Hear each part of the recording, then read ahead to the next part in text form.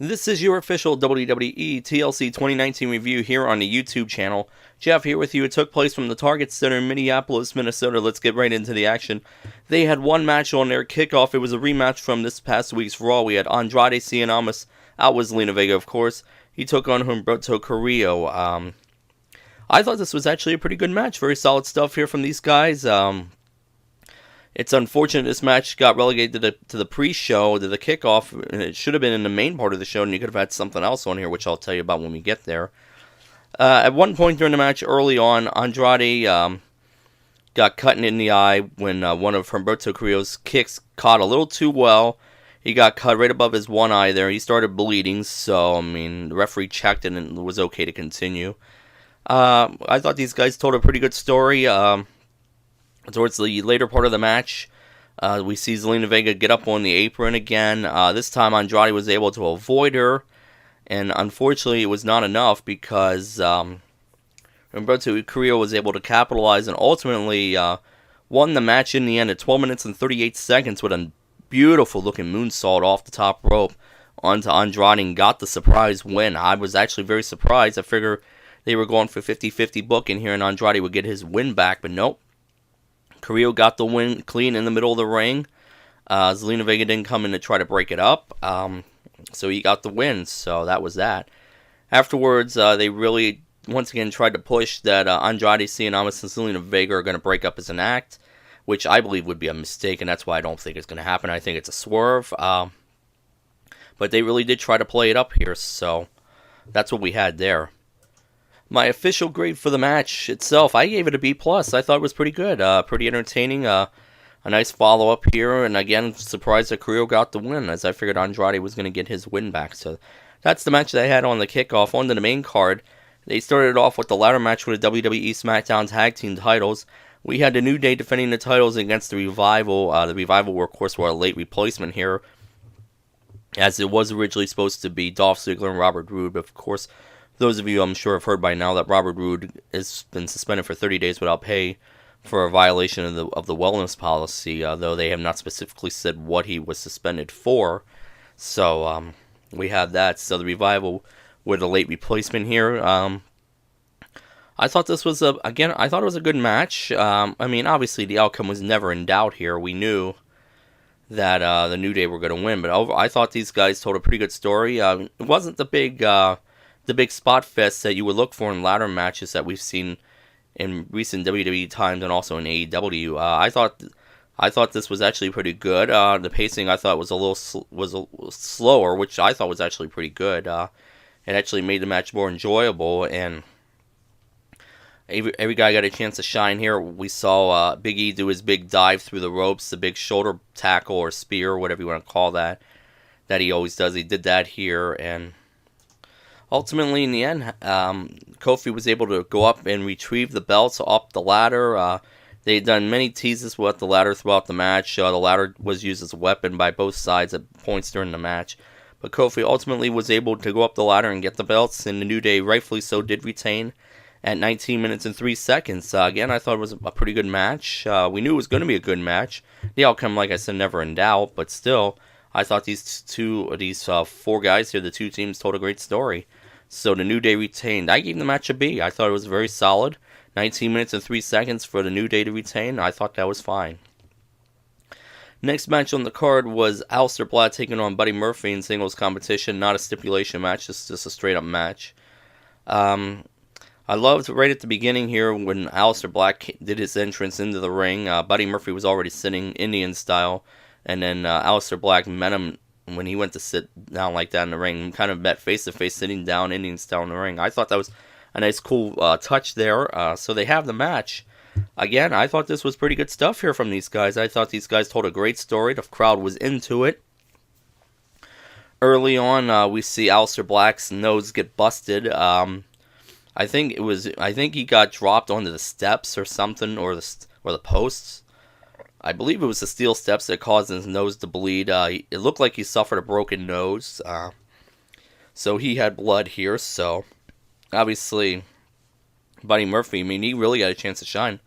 What I was afraid was that this was going to be a squash. It would go like 4 or 5 minutes. They actually gave this match plenty of time.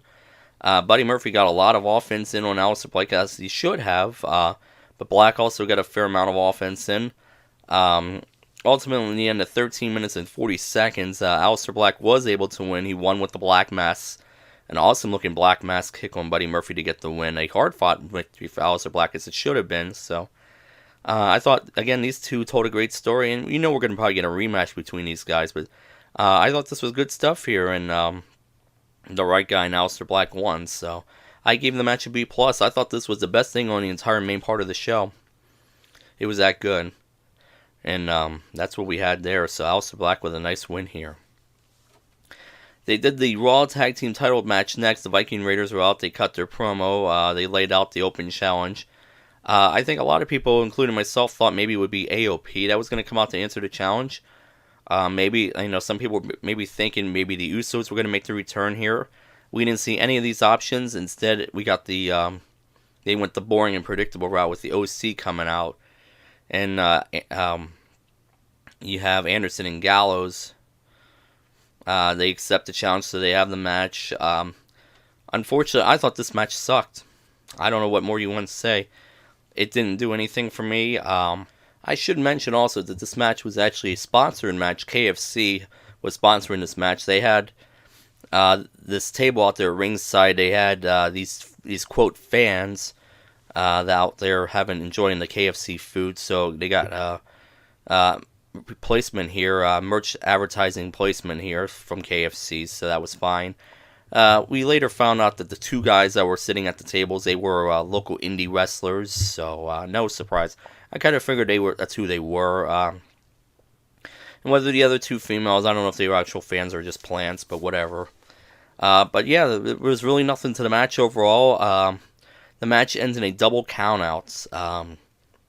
And so the Viking Raiders, as a result of double countout, retained the titles, and I thought this was a terrible match. The only bright spot of the match was at the end when one of the members of the OC, I think it was Anderson, who wound up going through the KFC table. So the Viking Raiders stand tall in the end, but I thought this match sucked. If it wasn't for the table spot, this match would have gone an F from me, but I gave it a D- only because of the table spot in the end. So that's what we had there. Next up was a TLC match between Roman Reigns and Baron Corbin. Of course, they were playing up what happened when Roman Reigns had the dog food dumped on him on SmackDown recently. So they have this match, and for this being a TLC match where everything is legal, tables, ladders, and chairs, I thought this was actually pretty boring. I know Baron Corbin did the best he could to try to get heat here, but it came off pretty bad here. I thought this was a boring match, not a whole lot of heat overall to it, and I thought this match went longer than it should have. Both guys go back and forth. Roman makes his comeback. Ultimately, we do see Dolph Ziggler laying the match. He came out from underneath the ring and caught Roman Reigns with a super kick, and that allowed Corbin to take control. Roman Reigns tried to fight him off for a while. Ultimately, we would see the Revival come down, so it was 4-on-1. Nobody came out to help Roman Reigns.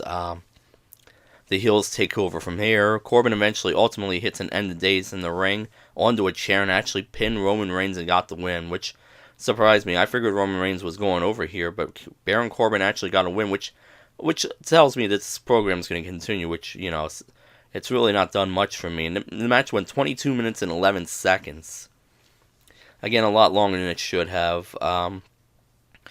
So Roman Reigns gets laid down, and the heels are celebrating, and that was basically it. I thought this did absolutely nothing for me. It actually, in all reality, made Baron Corbin look weak. He had to rely on help to actually win. It made him look weak. This did nothing to get anyone over here. In all honesty, it didn't help Roman Reigns because he got laid down, and it didn't help Baron Corbin because he needed help to win. So overall, I thought this was a pretty terrible match. I gave it a D+, and I think that's being generous, in all honesty. So that's what we had there. Next up, we had WWE Universal Champion Bray Wyatt taking on The Miz here.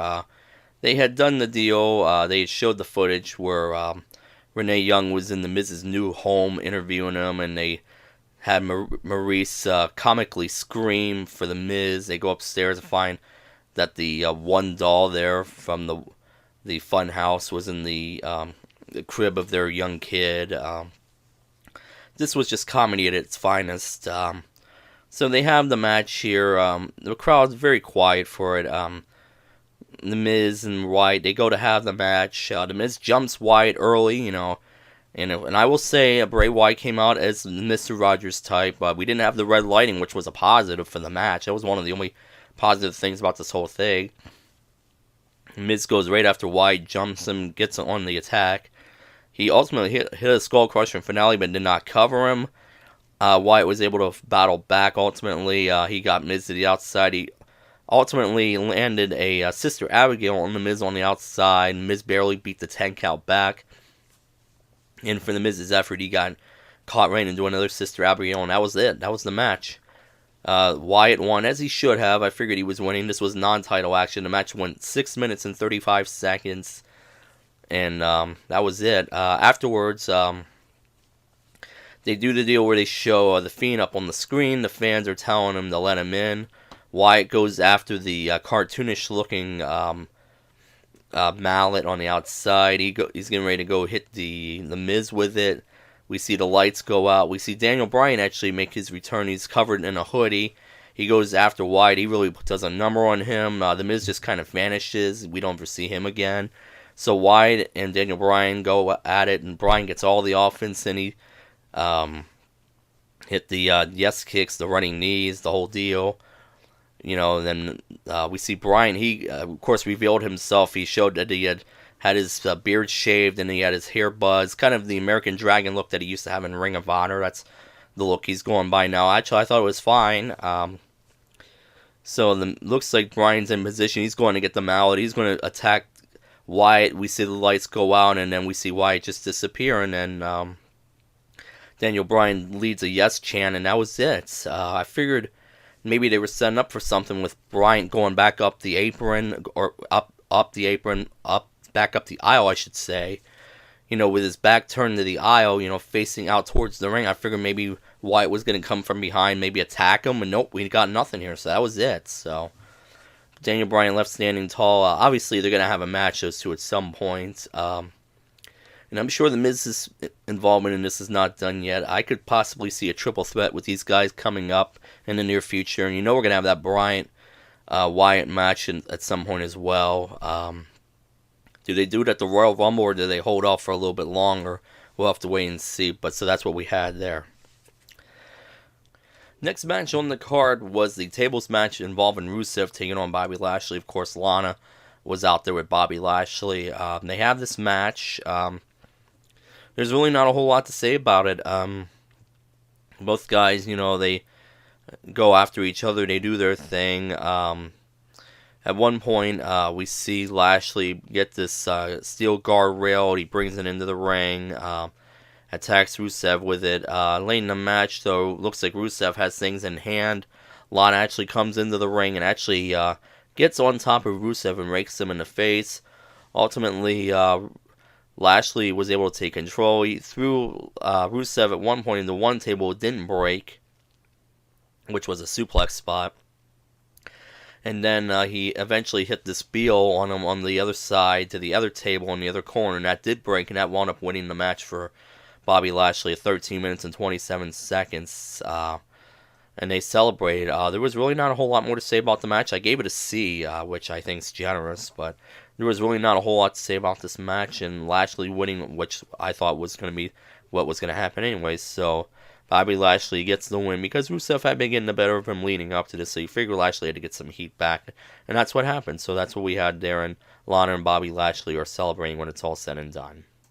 Then they had the Street Profits actually do this backstage skit here where they're talking about what just happened with, you know, Bobby Lashley and Rusev and Lana, and then we see this big brawl involving, you know, Baron Corbin and Roman Reigns. Roman Reigns actually finally found his friends here. We saw Chad Gable, Mustafa Ali getting involved. You know, so they're having this little brawl here. Nice little brawl. I thought it was actually pretty cool visual. It was actually one of the few bright spots with this whole show. And it would not be the last time that we would see this brawl, as we would find out here shortly. Your main event for the night was the TLC match for the WWE Women's Tag Team titles. We had the Kabuki Warriors That, of course, being Asuka and Kairi Sane defending those titles against Becky Lynch, the Raw Women's title holder, and Charlotte Flair. I had assumed that this was going to be the main event. This was the main event. Unfortunately, I didn't think this was a very good match.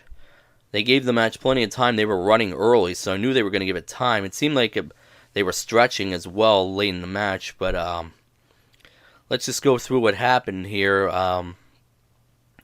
Obviously, Becky and Charlotte got the early jump on them. The Kabuki Warriors, they battle back. They get a lot of offense in on both Becky and Charlotte.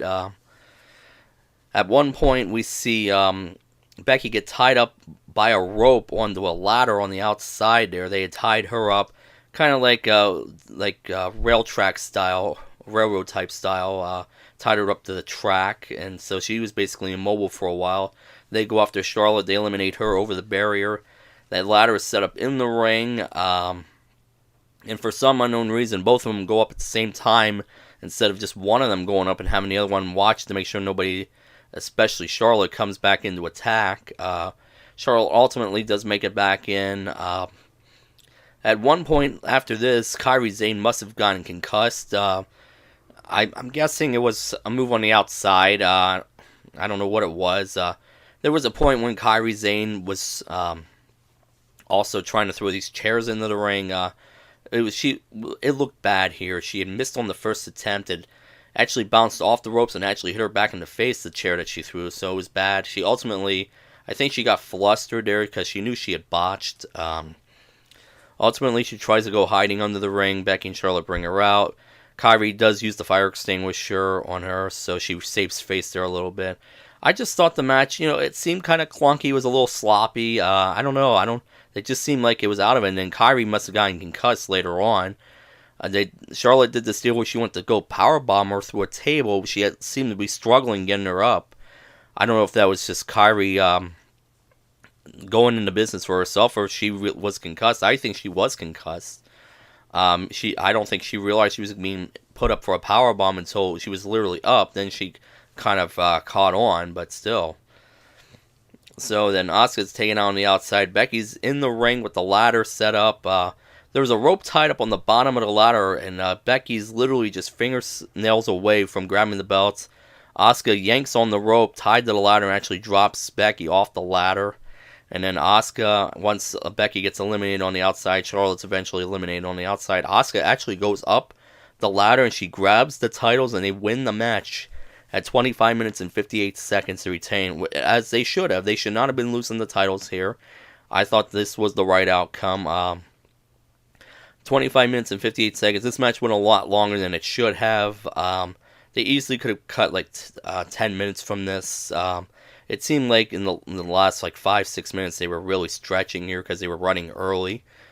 So Asuka, she grabs the titles, doesn't even get a second or two to celebrate because we see this brawl that had happened prior to this match with Roman Reigns and his guys and Baron Corbin and his guys. They come back out the brawls. They getting ready to go off the air. We see Roman Reigns hit this big spear as they go right off the air. So the women basically are an afterthought after this is all said and done because Roman has to stand tall in the end. So as for the TLC match for the women's tag team titles, I gave it a C-, and I think that's even being generous. So that's what we had as far as the actual matches. My overall grade, my official report card grade for WWE TLC 2019 is a D+. It started off well with the kickoff match and the first two matches that started off the main part of the show, but after that it just went completely downhill. So my official grade again is a D+ for WWE TLC 2019. Let me know down in the comments section below what your favorite match from this show was. And we'll see you the next time right here on the JBSN Media Network YouTube channel. Bye for now, everyone.